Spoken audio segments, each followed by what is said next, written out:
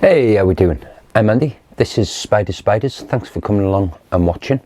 And today I thought we were gonna, well, bit of a story is I was chatting with somebody recently, and as quite often, as quite often happens when you keep in inverts or exotics and stuff, you know, people ask you, how did you end up getting into that? So I was just explaining the backstory. Basically for me is I got my first tea. It'll be 26 years ago now, 1997, and that was an Aphonopelma seemanni, and it turned out to be a male. He hooked out 3 weeks after I had him. He did live for probably about 18 months afterwards. He did really well actually, but of course this was in the early days of me being involved in the hobby. He was the only spider I had. I didn't know anything about mating and pairing and stuff like that other than what I'd read, so there was no thingy. So he lived his life, he passed away, and then I went out and bought a piece of Lotheria, which was a bit of a massive step from one end of the scale to the other, I know. But anyway, what it was, this conversation that I had, it actually got me thinking. I thought, yeah, that'd be quite nice, because I've got a few Aphonopelmas now. So I thought what I'd do in this video is I'd take it right back to the beginning for me, I suppose. And we're going to start off with the Aphonopelma seemanni, and then what we're going to do is you're going to have a look through the different range of the Aphonopelmas that I've got either on the shelf here or in the living room next door, like. And yeah, so I thought I'd just show them off a little bit. There's some quite nice teas in there. There's a couple that you see quite a lot, a couple that you don't see so often. So yeah, I'm going to shut up because I've been going on for a couple of minutes now, haven't I? So I'll shut up and we'll roll the footage, for you'll enjoy it, and I'll catch you all at the end. Cheers. Ta-da. So first up, like I say, this is the Aphonopelma seemanni, and this is my male. I do have a pair of these. I'll try and show you the female shortly, but you'll see she wasn't really playing ball. But like I said, this little dude, he come out to play. He's taken a little bit of a stroll. You see, this is the Costa Rican variant. Both of the seemannis that I have are the Costa Rican variant, so they've got that blue sort of hue to them, especially sort of on the femurs. And like I said, this is where it all started 26 years ago for me, an Aphonopelma seemanni male. And if I'm honest, since then they've always had a sort of special place for me. I've tried to keep one in the collection every time there's been occasions when I've been out of the hobby for short periods, but when I've been keeping tea, I've always tried to keep myself in a Aphonopelma seemanni, because yeah, I just think they're awesome. You can see the markings on the legs and two stripes down the knees where they get their other name, the striped knee tarantula, or the Costa Rican zebra as they're often called. Now you see I did try and feed this little dude, and he had a little bit of a play with his dinner, and then he decided that he didn't quite fancy it. So that's quite good for me, because this guy last molted about 2 years ago. So I'm hoping that he's going to molt pretty soon, because I'm pretty sure his next molt will take him to maturity, and then I'll be able to look at getting him paired with the female that I've got, like. So yeah, as you can see, he just took himself away, no real interest. And as I said, hopefully that bodes well for myself in getting them molted out and reaching maturity pretty soon. So his enclosure, now you may have seen the rehousing video I did a while ago. Now this was all covered in moss. There was some nice layers of moss at the back and everything, and if I'm honest, the Aphonopelmas are notorious for being bulldozers. So this one has gone through that phase. You can see he's tucked himself away there. He's pulled a lot of the substrate up and out as he's building a tunnel, and most of that's been dumped on top of the moss. So what I like to do with these is I do keep these ones quite damp. Now this one is my female, and as you see, she wasn't really playing ball when I got the camera out on this particular day. Burrow was all sealed, which I was hoping may have been a sign that she was due to molt as well, which would have been ideal if I can get these both to molt out at the same time. Then it means the timing will be perfect. So what I did is I gave her a bit of a water, and just getting some of that watered into the moss and down the sides.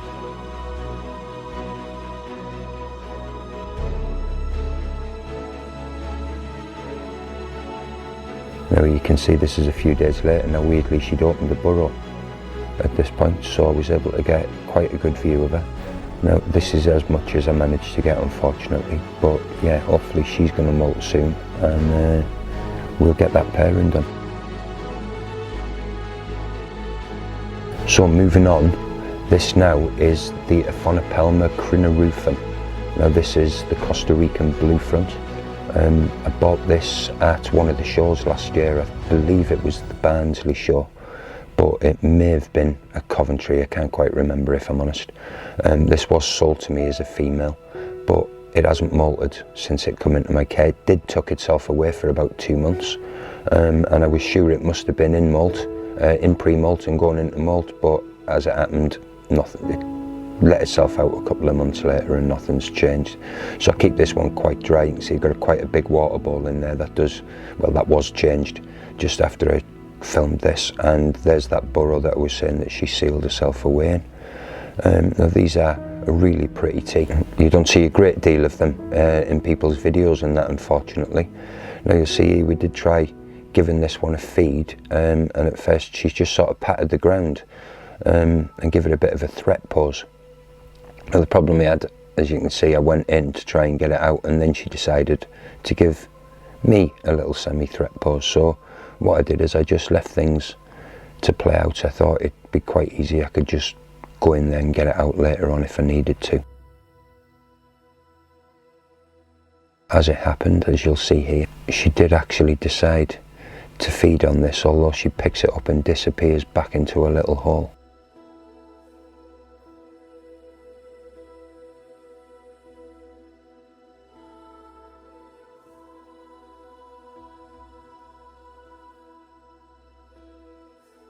And there we have it, and then she just disappears back into a hole, and that's the last we've seen of her.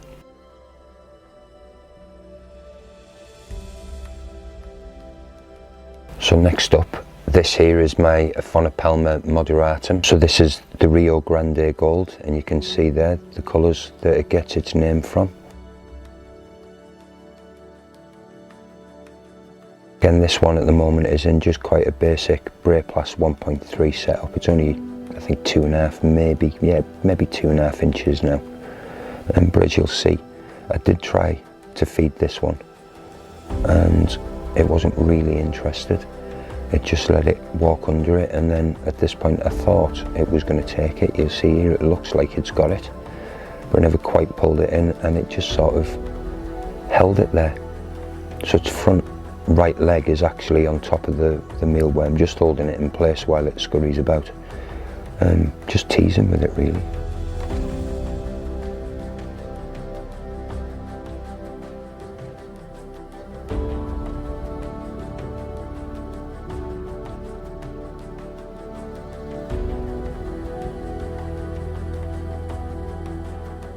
And then you'll see after a few seconds he sort of gets a little bit bored, lets it go, and goes off on a little stroll.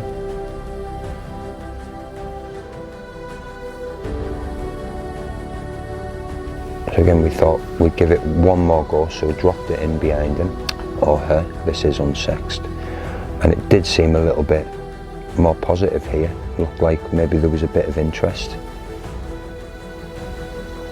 You can see the spider stalking this mealworm. It was interesting to watch this, actually, just the way that the spider knew it was there, because this one hasn't laid a great deal of web, so all of this is just picking up the vibrations in the ground, and you can see stalk this mealworm.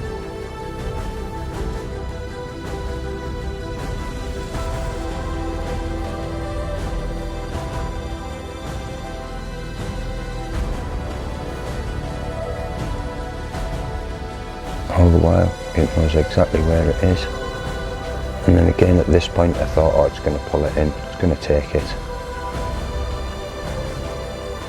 and then no, it decided to take a step back. So needless to say, that one was taken out. Again, I'm hoping that's a sign that this might be going into pre-molt, although you can see it has got a bit of a fat ass, so it may just be that it's not hungry at the moment. And there we are, we get a really good look at it there. So ideally I'm hoping that this one will be a female and the one I'm about to show you next will be a male, as this next one is considerably smaller, so that would be ideal. In regards to timings with maturity, although being an Aphonopelma, I'd like to think I'll get a couple of years out of this male, so things may still work out good even if the female matures earlier. See, we tried giving this one a feed just to see if I could tempt it out really, because it was just tucked away and it wasn't really having none of it. So I took this mealworm away, and then I realised what it had done is it had actually turned round, so I dropped the mealworm back down. You'll see, again, a bit like the Crinaruphum. There's not much to see really, but it did actually take that mealworm, and you'll see here, get a nice little close-up shot.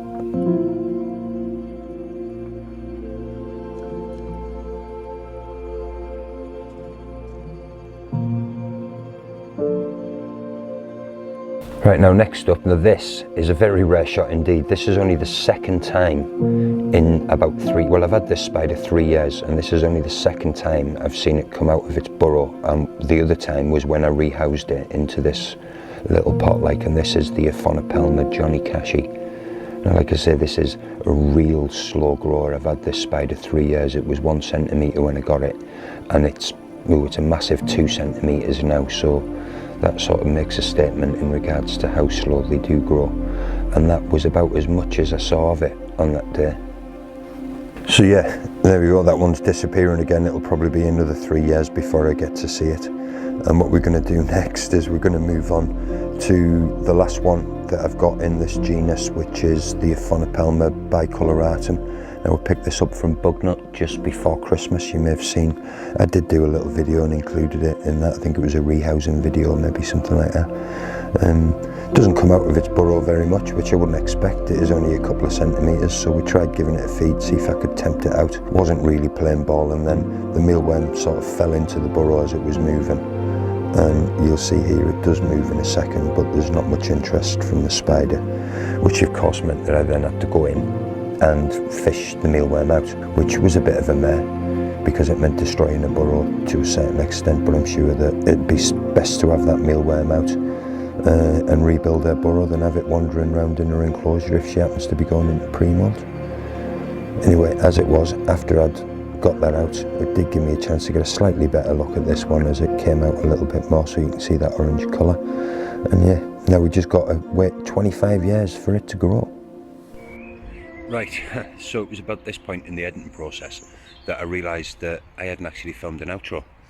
So I thought I'd do it now. I've just been sort of looking at the video, checking it over, and realised what I've done while I was out on my little walk. So I thought, well, good a time as any, so I do apologise if there's any background noise of any traffic.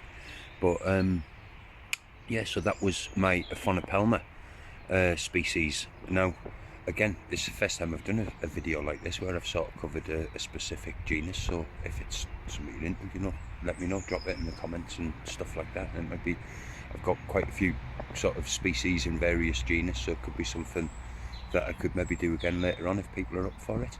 But yeah, I hope you enjoyed what you've seen, and I'll catch you all in the next one. Cheers, ta-da.